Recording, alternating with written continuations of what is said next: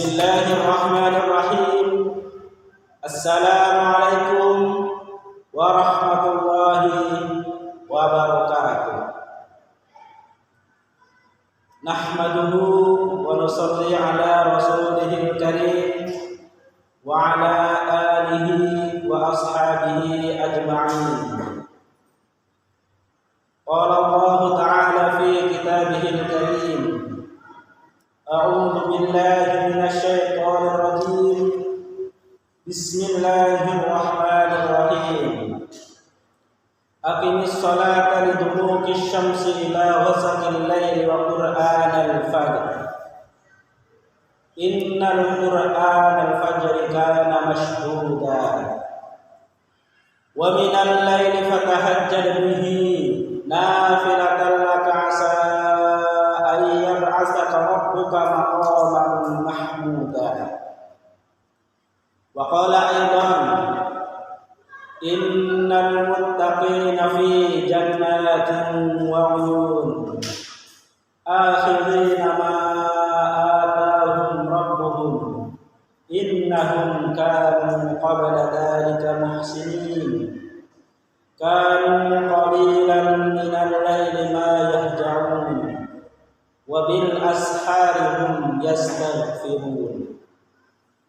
Wa qala nabiyuna Muhammad sallallahu alaihi wasallam anna nabiyya sallallahu alaihi wasallam su'ila ayyu salati afdal ba'dal maktubah, qala salatut tahajjud, rawahu Muslim wa Abi Hurairah. Alhamdulillah, bersyukur kehadirat Allah Subhanahu wa taala yang mana sampai saat ini Allah Subhanahu wa taala masih memberikan kepada kita kenikmatan, nikmat iman dan nikmat Islam serta nikmat jasmani dan rohani. Sehingga dengan nikmat tersebut kita pada saat ini dapat melaksanakan perintahnya Allah Subhanahu wa taala, berpuasa pada bulan Ramadan. Dengan nikmat tersebut kita mampu melaksanakan salah satu rukun Islam, yaitu puasa di bulan suci Ramadan. Kemudian salawat dan salam kita sanjungkan kepada baginda Nabi besar Muhammad sallallahu alaihi wasallam beserta keluarga dan sahabatnya, dan semoga kita semua kelak di akhirat mendapatkan syafaatul uzma dari baginda Nabi besar Muhammad sallallahu alaihi wasallam. Hadirin jamaah dimanapun berada, dalam mukadimah tadi kami telah membacakan firman Allah Subhanahu wa taala, Aqimis sholata liduluki syamsi ila ghasaqil laili wa qur'anal fajr. Innal qur'anal fajri kana mashhuda. Dirikanlah salat dari sesudah matahari tergelincir sampai gelap malam, dan dirikan pula salat subuh. Sesungguhnya salat subuh itu disaksikan oleh para malaikat-malaikatnya Allah Subhanahu wa taala. Kemudian wa minal laili fatahajjad bihi nafilatan laka 'asa ay yab'atsaka rabbuka maqaman mahmuda.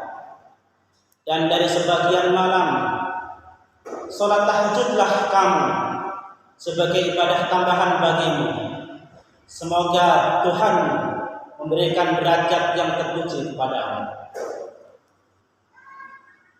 Ayat tersebut memerintahkan kepada baginda Rasulullah SAW dan umatnya, kaum muslimin dan muslimat, untuk mengerjakan salat malam sebagai tambahan atas salat yang wajib. Ayat tersebut adalah ayat pertama yang memerintahkan Rasulullah SAW untuk melaksanakan salat malam, salat tahajud sebagai tambahan atas salat fardunya. Salat malam tersebut diterangkan oleh hadis Nabi sallallahu alaihi wasallam yang berbunyi, "Anna Nabiyya sallallahu alaihi wasallam qala ayu salati afdal ba'dal maktubah? Qal salat tahajud. Rawahu Muslim wa Abi Hurairah. Bahwasanya Nabi Muhammad SAW ditanya oleh seseorang, wahai Rasulullah, salat manakah yang paling utama setelah salat fardu, setelah salat maktubah, setelah salat 5 waktu? Maka Nabi besar Muhammad SAW menjawab, yaitu salat tahajud. Hadis riwayat Muslim dan Abi Hurairah. Dari hadis-hadis Nabi yang sahih yang diriwayatkan oleh Aisyah dan Ibnu Majah dan Ibnu Abbas, difahami bahwa Nabi Muhammad SAW bangun untuk menjalankan salat tahajud setelah tidur malam. Kebiasaan Nabi ini dapat dijadikan dasar hukum bahwa salat tahajud itu sunnah dikerjakan oleh seseorang setelah dia tidur di malam hari. Kemudian pada pertengahan malam atau pada sepertiga malam yang akhir, dia bangun untuk menjalankan salat tahajud, mendekatkan diri kepada Rabb-Nya, Allah Subhanahu wa taala. Selanjutnya Allah Subhanahu wa taala menerangkan bahwa hukum salat tahajud itu adalah sebagai ibadah tambahan bagi Nabi besar Muhammad SAW. Oleh karena itu, hukum salat tahajud ini menurut para ulama adalah wajib khusus bagi Nabi Muhammad SAW dan dihukumi sunnah bagi umatnya. Dalam ayat ini diterangkan tujuan salat tahajud bagi Nabi Sallallahu Alaihi Wasallam adalah agar Allah Subhanahu Wa Taala dapat menempatkannya pada maqam mahmudah, tempat yang terpuji. Yang dimaksud dengan maqam mahmudah, tempat yang terpuji adalah syafaat Rasulullah Sallallahu Alaihi Wasallam terhadap umatnya pada hari kiamat kelak. Pada hari itu manusia mengalami keadaan yang sangat susah, yang tiada tara. Yang dapat melapangkan dan meringankan manusia dari keadaan yang sangat susah itu hanyalah permohonan Nabi Muhammad SAW kepada Tuhannya, Allah Subhanahu wa taala, agar orang itu dilapangkan dan diringankan dari penderitaannya.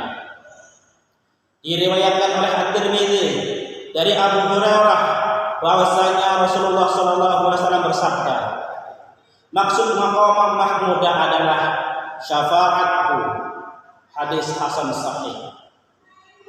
Ibnu Jarir At-Tabari mengatakan bahwa kebanyakan para ahli berkata, yang dimaksud dengan maqam mahmudah ialah suatu kedudukan yang dipergunakan oleh Rasulullah SAW pada hari kiamat untuk memberikan syafaatnya kepada seluruh umatnya, kepada seluruh manusia, agar Allah Subhanahu wa taala meringankan kesulitan dan kesusahan yang mereka alami pada saat itu.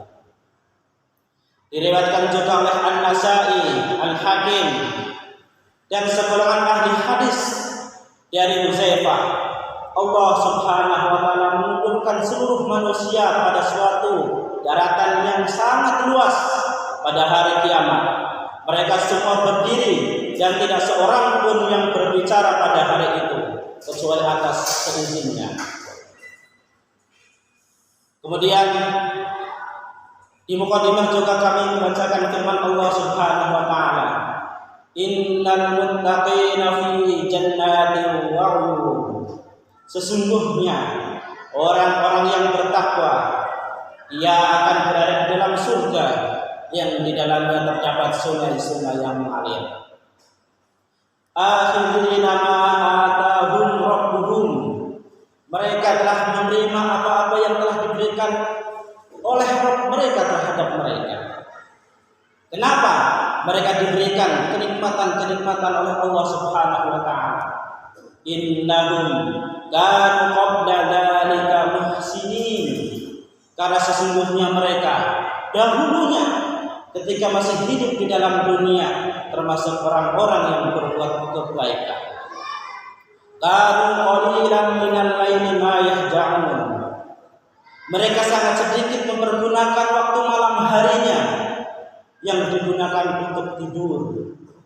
Wabil asharihum yastaghfirun. Dan di akhir malam mereka memohon ampun. Dan pada akhir malam mereka beristighfar, bermunajat, mengakui dosa-dosa mereka, memohon ampunan kepada Allah Subhanahu wa taala. Mereka berdoa dengan mengucapkan, Allahumma ighfir lana, ya Allah, ampunilah dosa-dosa kami. Hadirin jamaah dimanapun berada, karenanya marilah kita pergunakan momentum kali ini di bulan suci Ramadan kali ini, yang mana kita belum tentu menjumpainya di tahun-tahun yang akan datang.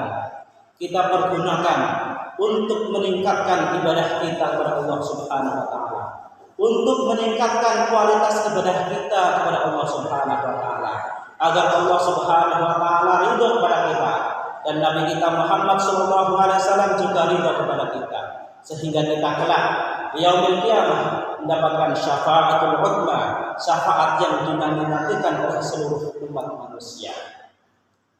Sekian dari kami, ada benarnya dari Allah Subhanahu wa taala. Ihdinas siratal mustaqim. Wallahu muwaffiq ila aqwamit thariq. Tsumma assalamu alaikum warahmatullahi wabarakatuh.